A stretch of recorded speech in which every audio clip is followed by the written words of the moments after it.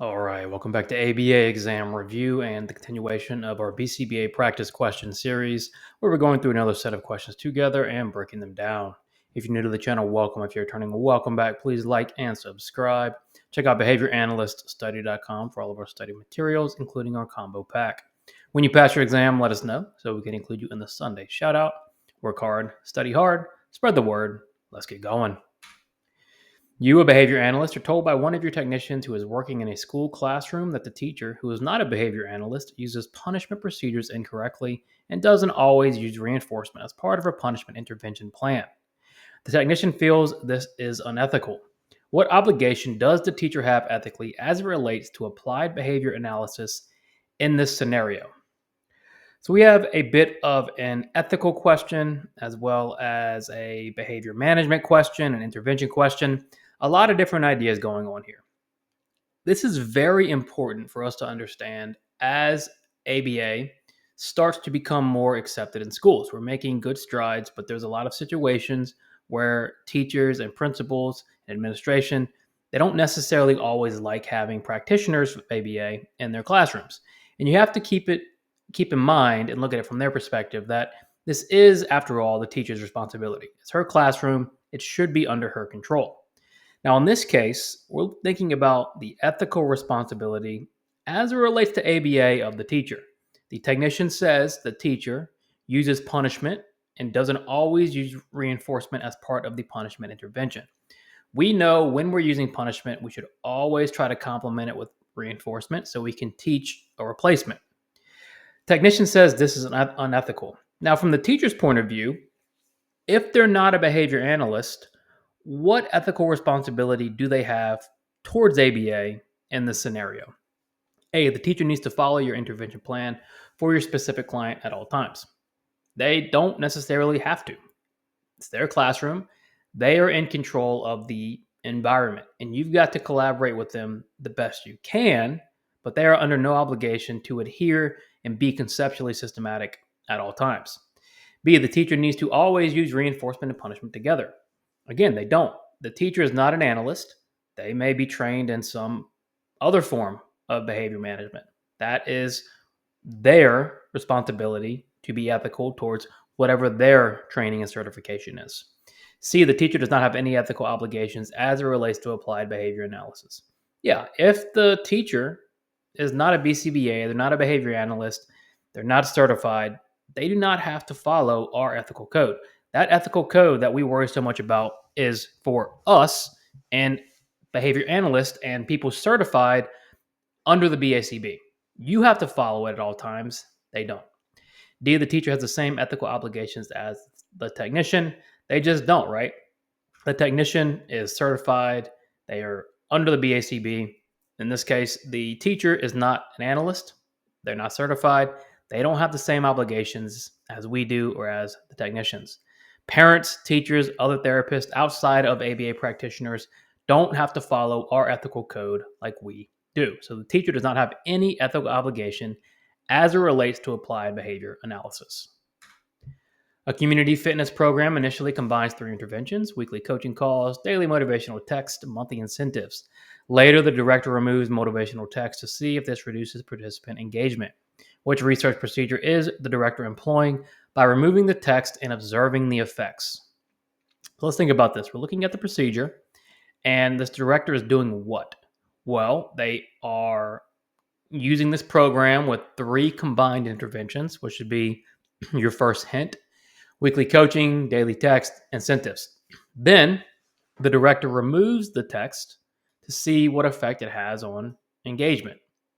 So if we look at a comparative analysis, with the comparative analysis, we have multiple interventions or procedures that are not part of a package, and we're just comparing A to B to C. They're not part of a package. We're not adding and removing them from a package. We're just comparing them. A component analysis, these are part of a package. And what we might do is take just A and C and compare and see what the effects. Or we might just take B and compare the effects. Or we might start with B and add in C. We have this component analysis of the different components of our package. With the parametric analysis, we take a single component and we ask how much. 1, 2, 3, etc. In this case, what is the researcher doing, or what is the director doing? Well, they have this group of 3, this package, and they remove the motivational text. So they're looking at the individual components and the effect on participant engagement. So the research procedure the director is employing is a component analysis. And then, of course, D, a functional analysis, because we always read every answer choice, is when we're manipulating the environment, antecedents, and consequences to try to figure out the function. That is not what the director is doing in this case. You make a reservation for a party of 8 at Habaneros. When you arrive at the restaurant, there are 6 of the 8 people waiting for your table. The hostess tells you that you will not be seated until all 8 people in your party have arrived. What contingency does this most resemble? So we have a contingency question. And what do we know so far, right? Pretty vague question. What is a contingency? Well, we have a reservation for a party of 8. When you arrive, there are 6 of the 8 there, but the hostess says you will not be seated until all 8 people in your party have arrived. Now, being seated is going to be the reinforcement for everybody arriving, because that's what you want to gain. If we have a situation where the entire group has to engage in the response of being present, what type of contingency is that? A positive punishment contingency. Well, you're not going to be punished if all 8 people in the party have arrived. That is not going to lead to punishment for you. In fact, it's going to get likely reinforced by being seated. Be a dependent group contingency. With the dependent group contingency, you've got a group, let's say of 5, and all the group is dependent on one person or a sample size of that entire group. It's the hero procedure. Not what's happening here. We need all 8. See, a negative reinforcement contingency. Well, if all 8 people show up, you get to be seated. So we're adding that. It isn't negative. We're not removing anything. And then D, interdependent group contingency, is when we have a group, let's say, and everybody has to engage in the response to get reinforced. And that's what's happening here. All 8 people have to arrive to receive seated, to receive reinforcement.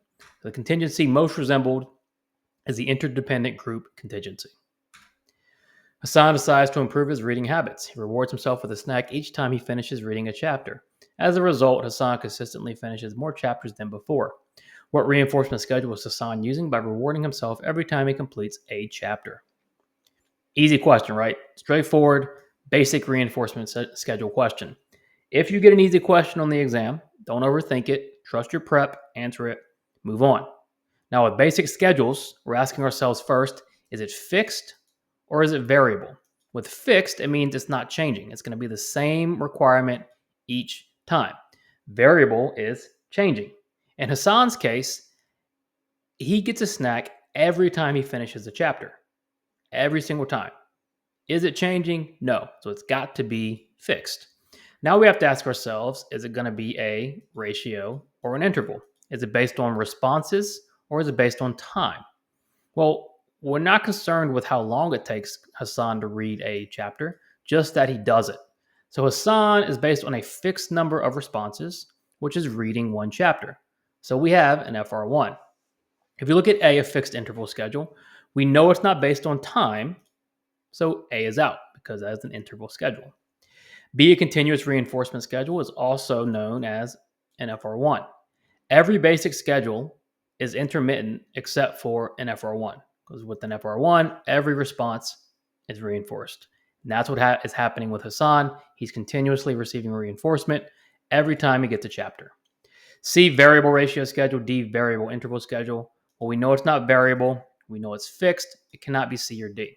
Hassan is rewarded every time he completes a chapter. He's using a continuous reinforcement schedule. Marcus is working in an office and notices it's getting cold. He turns to a coworker and says, "Can you turn the thermostat up a bit?" His coworker then adjusts the temperature and says, "Is that better?" to Marcus. Marcus' request to the coworker is best described as a blank. So we have 2 different people in this question, and we need to focus on who the question is asking about. The question wants to know about Marcus's request. We know he's in an office and it's getting cold. He says to the coworker, "Can you turn the thermostat up a bit?" What is Marcus doing? Is he making a request? Is he labeling? Is he engaging in conversation and answering a question? Is he echoing? These are what you want to ask yourselves, right? With verbal behavior and verbal operants, we want to know a couple things. What is evoking the behavior, an MO, verbal SD? What is being accomplished by the behavior? Is it a label? Is it a conversation? Is it a request? And what is reinforcing the behavior? And then we're going to talk about point-to-point correspondence and formal similarity if those aren't enough to get to where we can answer the question. But we have enough information easily here. If Marcus turns to the coworker and says, "Can you turn the thermostat up a bit?" Well, it's being evoked by a motivating operation of needing warmth, being deprived of warmth, and he's making a request. So Marcus's request is a mand. Now, when his coworker adjusts the temperature and says, "Is that better?"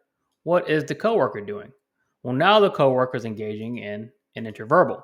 But we're not worried about the coworker here. We're worried about Marcus. And Marcus's request is a mand. Thanks for watching. Check out behavioranalyststudy.com for all of our study materials, including our combo pack. When you pass your exam, let us know so we can include you in the Sunday shout out. Work hard, study hard, spread the word. See you soon.